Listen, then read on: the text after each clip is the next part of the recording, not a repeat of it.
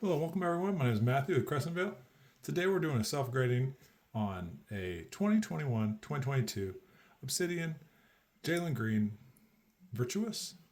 I believe that's the parallel that we have here. Insert. And I love these specific cards for a couple of reasons.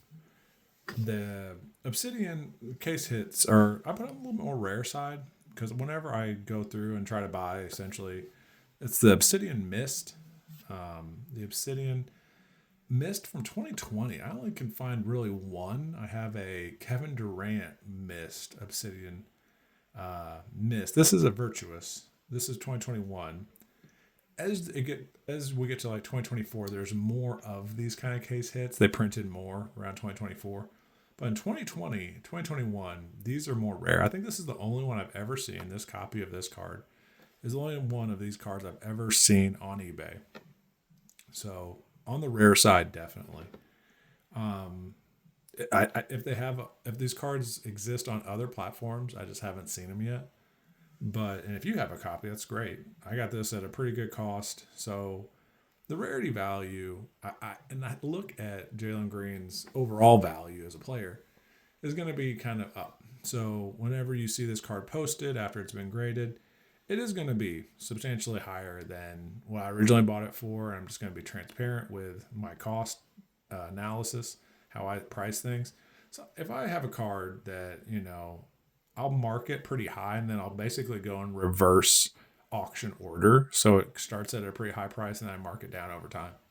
And whenever someone finds it at the right price at the right time, they buy. So I could, start at $1 and hope that people bid upwards. But I'm basically being transparent with you. I'm starting at a higher price and just marking it down. Macy's does the same thing. I worked at Macy's for about 4.5 years, so don't hate me. Just hate the price structure if you want, or just wait. Be patient. So you know what? It's gonna be up on his store until he marks it down to a point that I like, and I can buy it then. So that's how I do things. Another quick disclosure is the way that we do self grading. It is not guaranteed to cross over at a major company. So whenever I come up with my self grades here, the card's still raw. It is not guaranteed to go over to those big grading companies at that same grade. The value of the card is, possibly higher than what you would possibly get somewhere else. If you can get the card somewhere else, by all means. I'm not like, please buy it for me. I'm like, if you can find it cheaper, go find it cheaper. Like, no problem. But if you really are into certain cards and it's a higher price point, just shoot me a DM on eBay. We'll figure it out. So anyway, let's get into the grading here. Jalen Green, a lot of people might know that he blew up on the Houston Rockets and he started to suffer a hamstring injury whenever he went over to the Phoenix Suns. So it's slightly, I guess, sad that his career is taken kind of sidelined, but I think he'll overall come out on the healthier end of things. So right now, I'm just trying to avoid any edges being messed up as I'm putting it into a penny sleeve. What we're measuring real quick is, and it's around 3 millimeters is what I've seen a lot of cards come in at. As far as the distance from an anchor point to the edge of the card. And this is pretty much right on 3. The right side is 3. And we're going to measure the front and back if possible.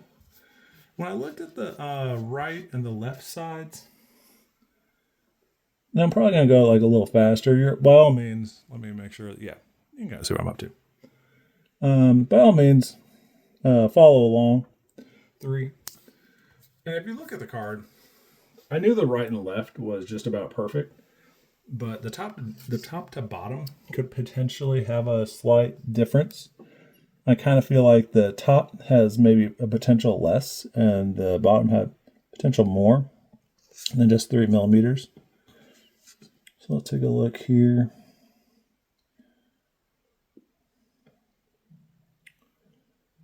3 at the bottom. Let's take a look at this top. Maybe it's not exactly 3. Maybe it's like 2.5. Yeah, 2.5. The top. The bottom is around 3. The top is 2.5. So instead of just giving that front a straight 10 across, we're going to give it a 9.5. And the back, I would assume the back is going to have a similar, can I see the back here? We'll have a similar spacing. It actually, the top looks a little more even on the back than it did. And it's interesting that there is kind of different. 1, 2, 3.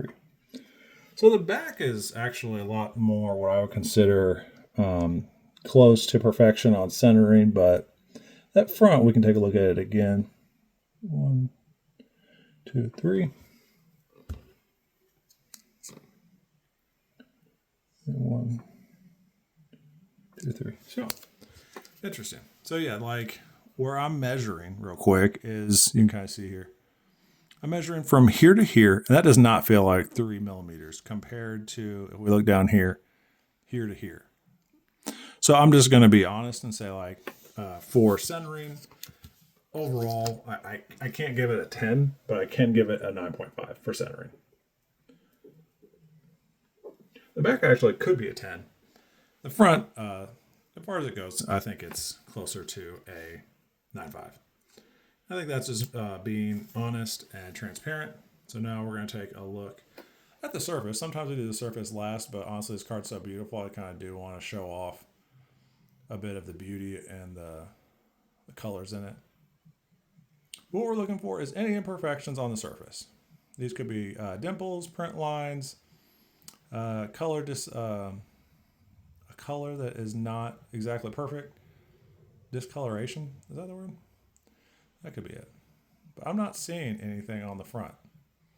And keep me honest in the comments below. People have been watching these videos more and more.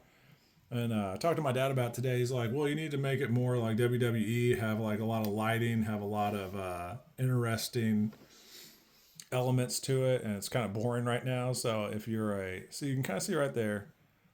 So I'm the rubric that I'm gonna be creating is like each time I see a dimple on a card, I take it down 0.5.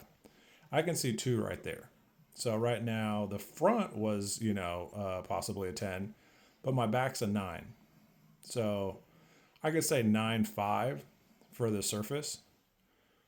Each time and you can kind of see in the light right here, there's basically 2 clear dimples, and that's an imperfection.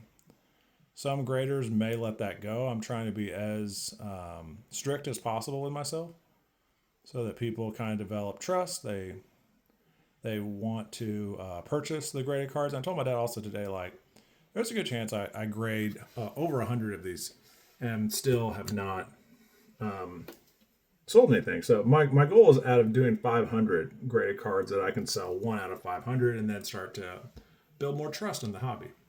Because, people see this and they say, well, what's his rubric? Why is he giving this grade 1 another? Just gave the surface a 9.5 because the front, I couldn't find any imperfections. On the back, I could. So I gave the front a 10 and the back a 9, overall 9.5 on the surface. Now, I was looking at this card. We were doing kind of a preview video. I was looking at the edges on this card. I don't know if you can see it here or not. On a preview video, I could see imperfection on one of these corners at the top. I'm not seeing it as much right now. It's like whenever you're reviewing something, you got to kind of like check it out at different angles. And as I grade more cards, I'll be able to get better at spotting imperfections on the corners, on the edges. It'll just come with time. And I'll start to also get better microscopes, even though I'm starting to realize that that's going to show every little imperfection. And, I call it like a ticky-tack foul. How much do I want to, how strict do I want to get with it? And with a microscope, right now we're just using a zoomed in camera. I can see on this corner here, I would call it the right side of this corner. It doesn't feel as sharp as some of the other corners. And honestly, whenever you have these kind of cards, the edges and the corners are usually going to get hit with a grading company. So it's this corner here specifically that I'm looking at and thinking that's not a 10. That's, in between a 9 and an 8.5 corner. Some of the other corners, it is very pristine. So I'm almost leaning towards, for the edges, currently looking at the edges, this one was in between a 9 and an 8.5. And almost all the other of the, I guess we're talking about edges right now, which the edges bleed into corners really easily. And that's more of a corner issue than an edge issue. I don't see... and I do have this, like, it's a jeweler kind of eye that magnifies a little bit. And I'm going back over the spot that in our preview video I said I need to almost mark down for as far as the edge goes. I have a mark down for the corner, but just double checking this top area. And I'm not seeing too many imperfections on these edges. Right now I really just see one on this corner here. Yeah. It's just an imperfect corner. So the edges, I don't really see too much to grade down on. That could be there too.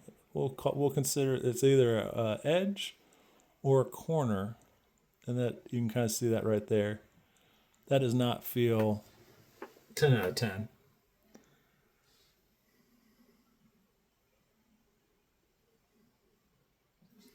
So I think 9 for edges and corners is where I'm going to go for this card. A 9. So we have 2 9.5s and 2 9s. Now the question would be, if this card were going to a professional grader, how would they grade it? Would they grade it a 9 or 9.5? And with those dimples on the back, with that corner on the left, and there was another one kind of edge here on the left, overall I feel like it's closer to a 9 than a 9.5. So we're going to give it a 9. 9 mint. For a die-cut card like this, I still feel like that is accurate. So by all means, continue to watch. We're going to have a couple of videos go up this weekend of different 55-point cards. Bought some Zion slabs. So continue to check back. Continue to watch how we refine the process, develop a rubric, develop the grading style to be able to get the most accurate grades possible. And thank you for watching.